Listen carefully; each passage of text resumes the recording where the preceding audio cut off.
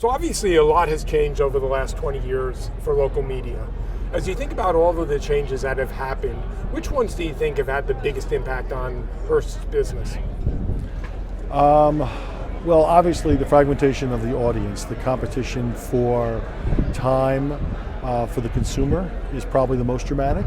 If you go back 20 years, you were really competing with other broadcast channels, some cable networks, obviously print media, and now fast forward and there's a plethora of options for the consumer.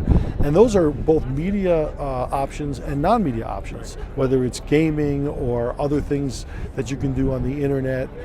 So the competition for time spent is what's changed dramatically. Sure. So what has that meant in terms of, if you think about the consumer transition from a TV-centric world to a device-centric world, what has that meant for Hearst from a strategy perspective? What it means is that we have to have unique content. It has to be exceptional, resonate with the consumer, and it has to be platform agnostic. We've got to figure out ways to reach the consumer where they are at all times. We can no longer tether our product to the living room or the television set. And the linear schedule.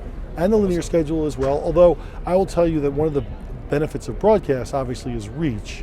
And I think that communal viewing around major events and programs that are live have such a great social component to them that there's still the benefit of linear in a lot of ways. Got it. So if you think about now the announcement about moving from a GRP world to an impression world, yeah. What benefit do you think that provides you from a revenue perspective, and do you see any obstacles in the market adopting that as a true currency standard? Yeah, I don't see many obstacles because one thing we have to remember is the impressions have always existed. So we're not introducing a new measurement. We're just introducing a way to transact.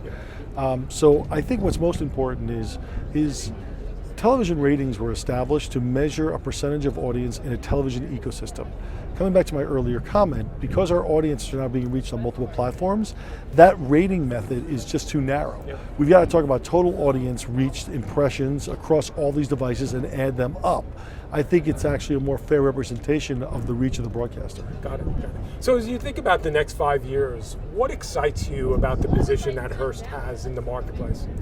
Oh, I think what excites us is the fact that the consumer has a voracious appetite for local news. They have a loyalty to brands that are part of their communities. I think localism is becoming even more prevalent than ever before, and I think if you've got a strong brand in a local market and you're committed to your community, you're going to naturally succeed.